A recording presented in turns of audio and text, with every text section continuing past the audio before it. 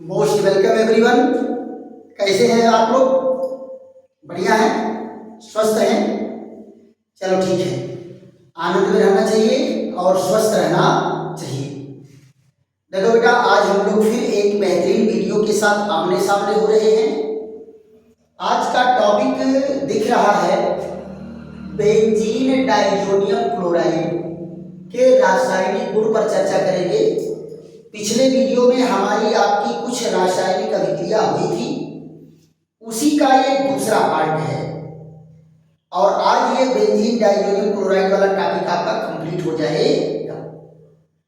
तो part first आपके पास जा चुका है और पार्ट सेकंड सुबह तक पहुंच जाएगा आप लोगों के पास, या हो सकता शाम तक पहुंच जाए।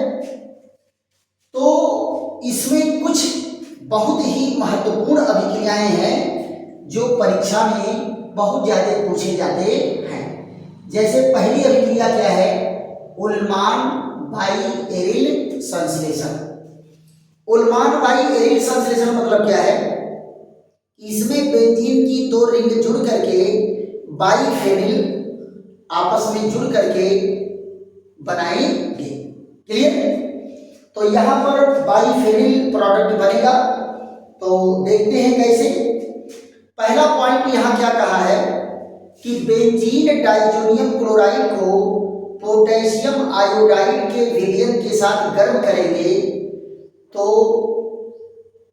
आयोडोबेंजीन बनके तैयार होगा।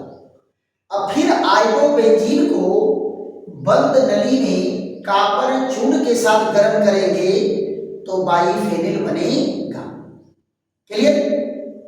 तो उल्मान बाई-एरिल अभिक्रिया आप लोग मोस्ट इंपॉर्टेंट डाल देंगे, ये मोस्ट इंपॉर्टेंट रिएक्शन है।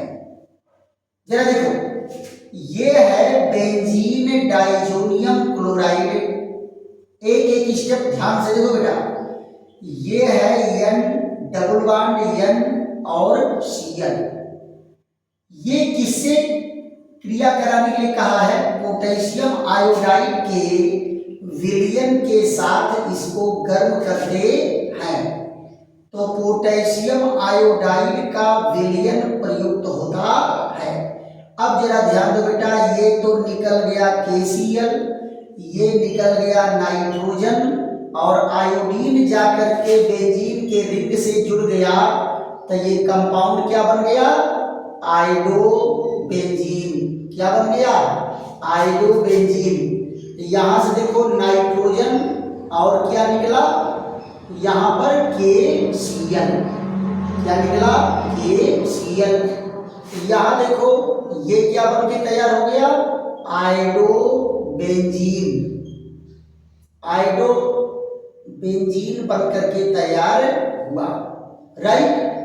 अब आप जरा देखो, क्या कहा कि इनको गर्म करना है कॉपर चूर्ण के साथ।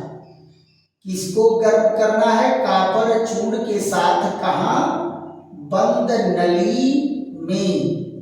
बंद नली में क्या करना है? गर्म करना है।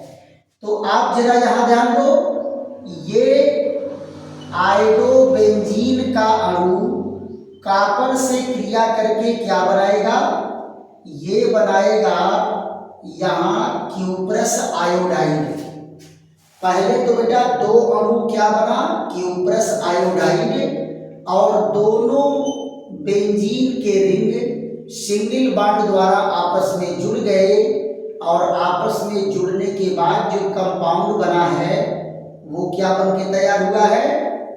ये बाईफेनिल बन करके तैयार हुआ। क्या बन करके तैयार हुआ? बाईफेनिल। यहां जरा देखो क्या बन के तैयार हुआ? बाईफेनिल। ये अभिक्रिया क्या है? उल्मान बाई-एरिल अभिक्रिया है, बाई-एरिल संश्लेषण है। बाईफेनिल मतलब क्या है कि दो एरोमेटिक आपस में जुड़ गए हैं तो बाई-एरिल कहलाएगा। क्लियर? अब आप जरा ध्यान दो, ऐसे ही एक बेहतरीन अभिक्रिया आपके सामने क्या है? गोयनबर्ग अभिक्रिया। कौन सी अभिक्रिया है बेटा? गोयनबर्ग अभिक्रिया। ये देखो, गोयनबर्ग अभिक्रिया, ये भी मोस्ट इंपॉर्टेंट अभिक्रिया है, गोयनबर्ग अभिक्रिया। यहां जरा देखिए गोयनबर्ग अभिक्रिया में क्या कहा है कि बेंजीन डाइजोनियम क्लोराइड की क्रिया होगी किससे, बेंजीन से होगी, और वही कब होगी, क्षारीय माध्यम में होगी। तो ये भी जो है बाइफेनिल बन करके तैयार हो जाता है। तो जरा देखो इनमें क्या कहा, माध्यम है क्षारीय माध्यम, कैसा माध्यम है, क्षारीय माध्यम। और ये जरा देखिए बेंजीन डाइजोनियम क्लोराइड है, क्या है, N डबल बॉन्ड N और Cl, ये बेंजीन डाइजोनियम क्लोराइड है। और दूसरा यहां पर क्या है, बेंजीन से क्रिया करेगा, ये किससे क्रिया करेगा, बेंजीन से, ये है बेंजीन और ये कौन है, benzene diazonium chloride, benzene diazonium chloride, benzene diazonium chloride है। यहां देखो ये HCl निकला, यहां से नाइट्रोजन निकला, और क्षारीय माध्यम है तो फिर लवण बना लेगा। तो यहां देखो क्या है, बाइफेनिल बन करके तैयार हो गया। यहां देखिए ये आपस में जुड़ गए, ये क्या है, ये है बाइफेनिल, बाइफेनिल। और यहां देखो क्या निकलेगा, बना अम्ल, अम्ल जो है क्या करेगा, क्षार से क्रिया करके बना देगा लवण, यानी NaCl बनेगा और H2O बनेगा। क्लियर। तो ये कौन सी अभिक्रिया है, गोयनबर्ग अभिक्रिया है।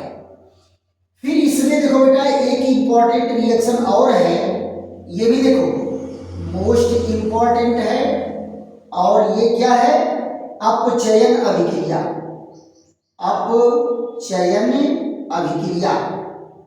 तो अपचयन अभिक्रिया में जरा देखो क्या है, ये हाइड्राजीन बनता है, एक हाइड्राजीन है, आप देखे होंगे अभिकर्मक बहुत ज्यादा अभिक्रिया में यूज हुआ है, फेनिल हाइड्राजीन। तो यहां जरा देखो इनका अपचयन कैसे होता है, इनका अपचयन भी 2 स्टेप में होता है। ये देखिए N डबल बॉन्ड N और Cl, यहां जरा देखिए ये किससे क्रिया करता है, इसका अपचयन होगा, तो अपचयक कौन है, स्टेनस क्लोराइड और HCl, ये बना के क्या देंगे, ये बना के देगा नवजात हाइड्रोजन, क्या बना के देगा, नवजात हाइड्रोजन। यहां जरा देखिए ये देखो NH और सिंगल बॉन्ड NH2 और HCl, ये बन के तैयार हो गया। इसका क्या नाम है, इसका नाम है फेनिल हाइड्राजीन, फेनिल हाइड्राजीन और हाइड्रोजन क्लोराइड, फेनिल हाइड्राजीन और hydrogen chloride, phenyl hydrazine hydrogen chloride बनाएगा। अब आप जरा ध्यान दो, इसका क्या करते हैं, फिर क्षार से क्रिया करा देते हैं सेकेंड स्टेप में। तो क्षार से क्रिया करने पर क्या बनेगा, एक अणु निकला सोडियम हाइड्रोक्साइड, सोडियम क्लोराइड, एक अणु क्या निकला, पानी, और ये सामने आ गया फेनिल हाइड्राजीन, क्या आ गया, फेनिल हाइड्राजीन, ये फेनिल हाइड्राजीन। इसको आप इस तरह से भी लिख सकते हैं C6H5 NH2, यही है बेटा फेनिल हाइड्राजीन। आप देख रहे हैं पीछे बहुत सारी अभिक्रियाओं में इसका यूज हुआ है, और आगे भी बहुत सारी अभिक्रियाओं में ये मिलेगा। तो फेनिल हाइड्राजीन कैसे बनता है, इसका अपचयन करा करके फिर क्षारीय जल अपघटन करा देंगे तो फेनिल हाइड्राजीन बन करके तैयार हो जाएगा। तो ये तीन की तीनों अभिक्रियाएं बेटा मोस्ट इंपॉर्टेंट है बोर्ड के लिए, इसको आप हल्के में लेकर के नहीं समझ सकते हैं।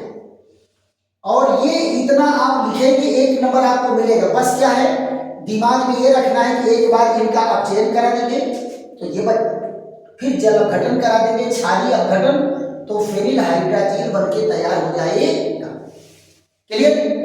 इसके बाद बेटा हम लोगों का क्या है, पोटेशियम एमाइड, पोटासिमाइड से क्रिया करके ये क्या बनाता है, फिर एनिलीन बना लेता है। तो इसका फर्स्ट से स्क्रीनशॉट लीजिए, उसके बाद फिर आगे हम बढ़ते हैं। तो अगला रिएक्शन क्या है, पोटास एमाइड से क्रिया।